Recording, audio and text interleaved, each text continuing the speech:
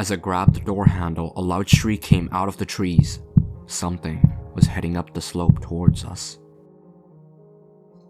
In many rural areas of the American West, cutting wood in the national forest is a necessary chore if you want a warm house through the winter.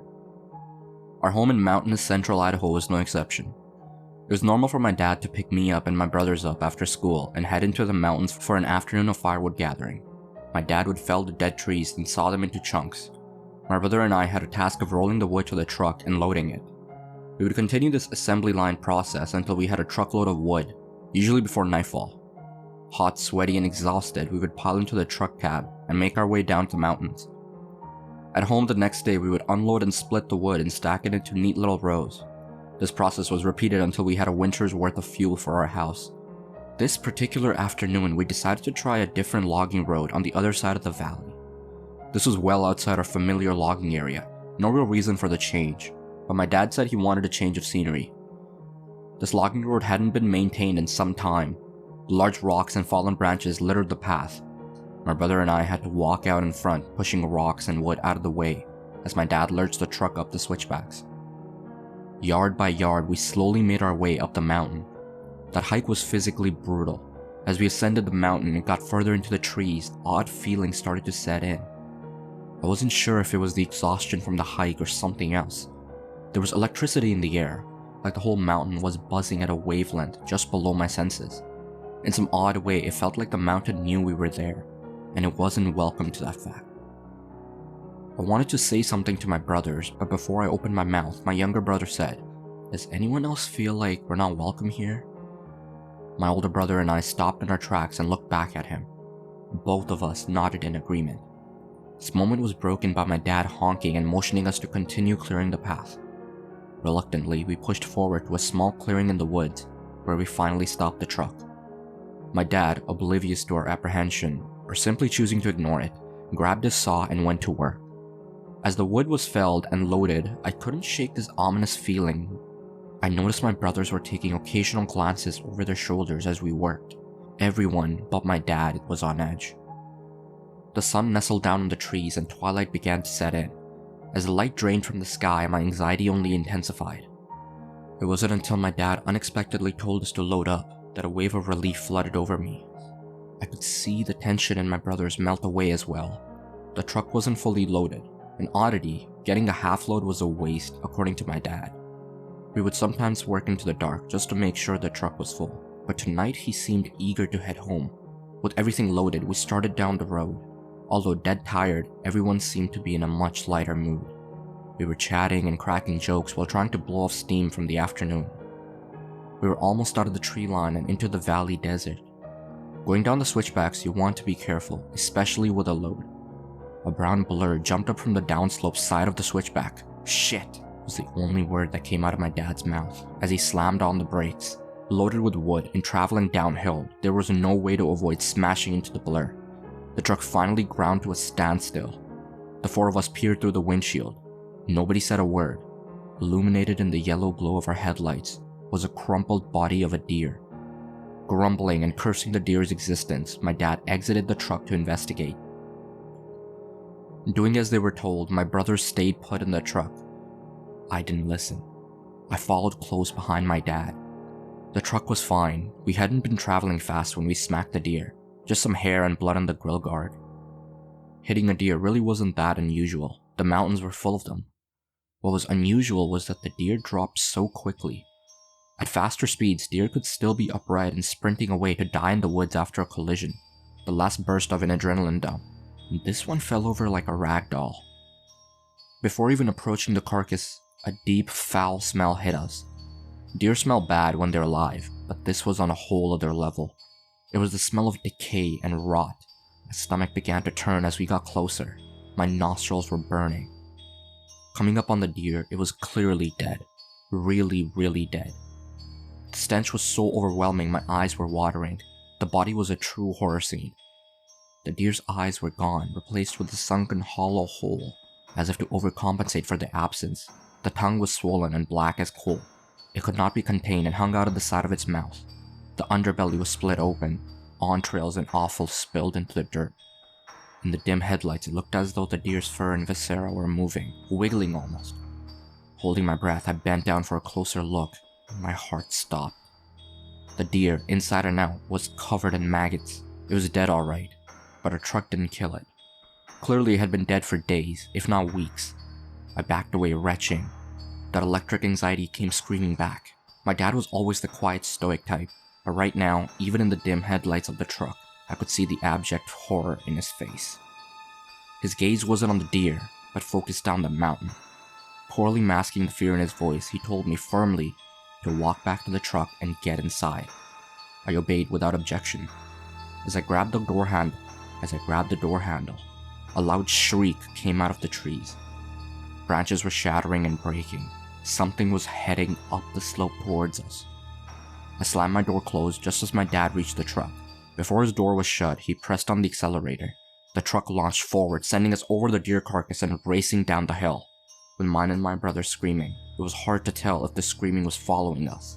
Our truck popped out of the tree line and into the desert sagebrush. Once out of the woods, everything quieted down. We were left with the rumble of the engine and wind through the half-open windows. Pulling into our property, the truck came to a stop, and we sat in silence. No one moved to leave the truck. Everyone started talking at once. We all had questions. What was the screaming? How does a dead deer jump uphill in the front of a truck? There's no way the truck killed it. Dad just shook his head and motioned us to be quiet. That deer was dead when we hit it. It didn't jump in front of us. It was thrown at us. We stared at him. He explained that all day up at the mountain, he felt uneasy. Not wanting to worry us boys, he kept it to himself. He described it like walking into a stranger's living room while they were upstairs sleeping.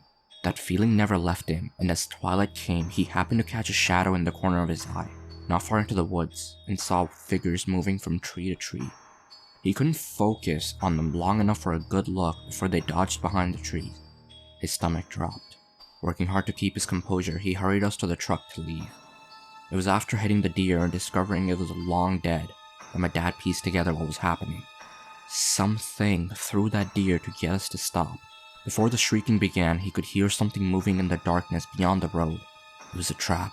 Running back to the truck could have started an ambush or triggered a prey drive, so we walked back to the truck. The second we were inside, he drove that truck downhill with no intention of stopping for anyone or anything. The feeling of electricity didn't disappear until we hit the county highway. My brothers and I never saw anything as we drove away. Those scenes from the forest will never leave my mind. We didn't gather firewood the rest of the season. For the first time in his life, my dad just bought the wood that we needed. And although we started to gather wood again the next season, we've never been back up that particular mountain. The Forest Service has permanently closed and reclaimed that road. The only way back into those woods is a long hike, one I'm not interested in ever taking again. Whatever was on that mountain, whatever threw that deer carcass, whatever chased us out of the woods, it did not want us there. It wanted us gone. Or worse, it wanted us dead.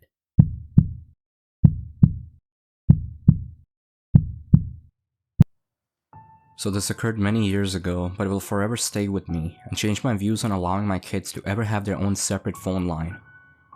It was a few weeks after Christmas, and my parents had gotten me my own personal phone with my own separate phone line, because that was the cool thing back then before cell phones were big.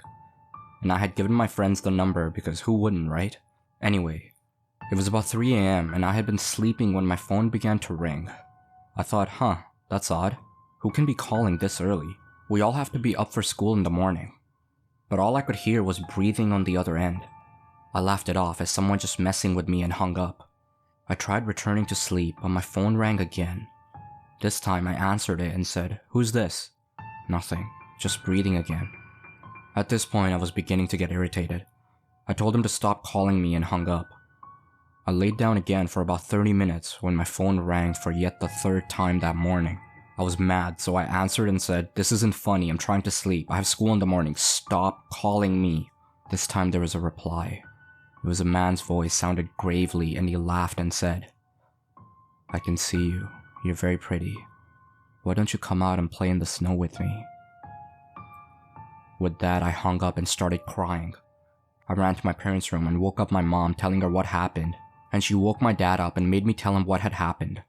So they both get up and my dad goes into my room and checks the windows and everything, makes sure all the locks on the doors are locked, and proceeds to tell me it's just someone playing a sick joke and that everything will be fine, and tells me to just unplug my phone from the outlet. So I finally go back to sleep until my mom wakes me up for school. I get up and start getting ready, open my blinds to my window that leads to the backyard, and noticed on this very frosty morning that there were handprints all over my window. I called my parents in there, totally freaked out, and my dad immediately called the police. The police come out to take a report and look at the evidence, and they decided they want to go to the backyard. Sure enough, there were a set of footprints in the snow that lead right up to my window. They had gone from the front of the house to the back of my window, back to the back door, and back to the front door. The police think the guy had tried to get into the house.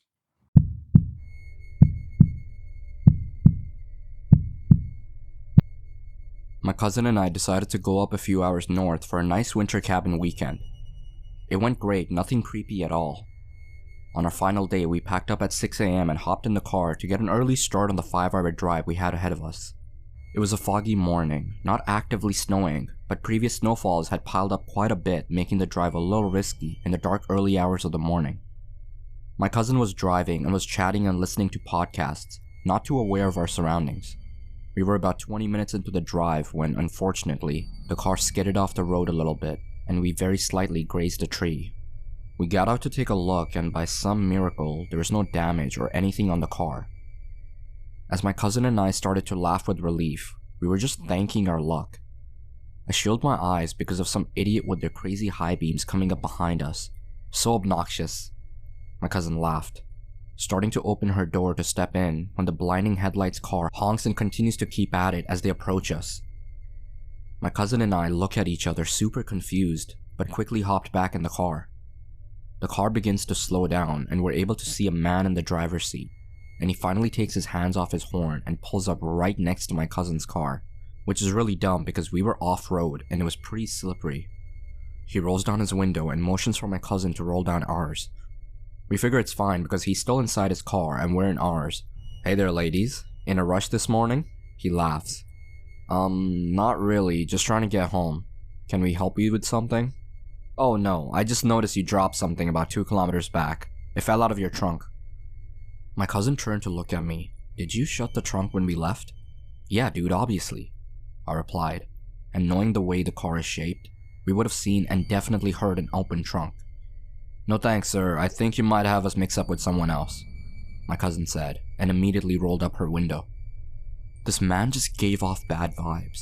He starts blaring his horn again and motioning for us to roll down the window. My cousin rolls it down again and sees him holding up some woman's underwear and smiling. "See? This look familiar?" I can literally remember the exact tone with which he said that. "No thanks, sir, you have a great day now." My cousin quickly rolled up her window again and floored it, quickly hopping back on the road, and thankfully the man was either taken aback or just gave up, and we didn't see him for the next hour or so. My cousin and I were both a little shaken up but tried to laugh it off, since we were safe and hadn't seen this car follow us.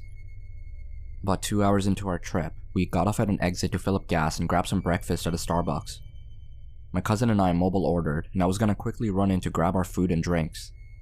It had started snowing at this point, and while the sun had been up for a little bit, it was still foggy and gloomy, making it hard to see the surroundings.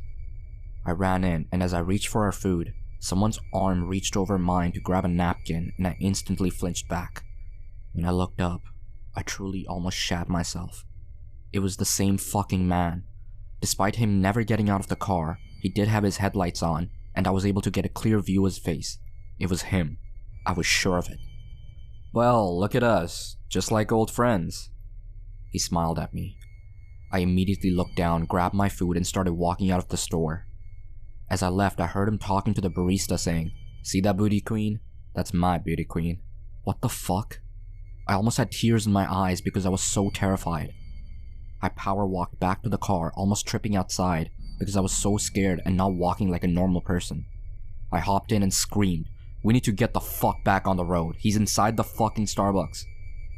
My cousin started laughing, thinking I was pranking her, but she quickly realized that was not the case when the man walked out of the Starbucks a few seconds later, with no drink or food in his hand, and walking straight towards our car, waving at us. My cousin quickly started to turn the car on when the man reached into his pocket. I genuinely thought he would pull out a weapon. When the man reached into his pocket, holding up the underwear he had before. Thankfully, my cousin took no time in backing out of there and speeding back onto the highway. We both were freaking out at this point, not sure how he ended up at the same stop as us, despite us not seeing him behind us at all. He could have taken some sort of back roads we didn't know about, but it would have taken him much longer than us to get there. Unless he was trailing behind. I don't know. We quickly tried to find an alternate route on our Maps app, and thankfully there was one that made us go through some local roads, which we hoped might help. Of course, with our luck, as we were going through a smaller town, I felt the car gradually lower on my side. We pulled over at a well-lit gas station and realized we were losing air in one of the tires. We were both too scared to get out, but figured if we went out together it might be less scary. So we did. We filled up the tire with some air and it seemed to be okay. We got back in the car and back on our way. Everything seemed fine until 10 minutes later, when this car seemed to appear out of nowhere directly behind us. My cousin and I look at each other having no idea what to do if it were the man. Our suspicions were confirmed when he blared his stupid horn yet again, then quickly swerved off the road to get right next to us, so this time he was on my side. He had his window rolled down and was screaming at us. At this point I gave zero fucks and called my brother-in-law, who's a cop. I know I should have called the police directly. It was a stupid move, but in that moment I was trying to justify this being not that serious. My brother-in-law told us to drive directly to the nearest police station and to call them right away so they would alert me. Literally as he was instructing me, the creep braked his car, just stopped on the side of the snowing icy road. We were still speeding away, so I quickly got harder and harder to see him, but from what I could make out, he had gotten out of his car and was sitting on the hood. Just fucking sitting on the hood of his car in freezing snowy weather. My cousin and I did not want to stop or do anything with about an hour left in our journey. We decided to just book it straight home, and thankfully that was the end of it. I know we made a lot of stupid mistakes that could have potentially had horrible consequences, but I'm super happy we made it out alive and unharmed. I still don't know how he caught up to us seemingly magically, and why he just sat there at the end, but I don't even want to find out at this point.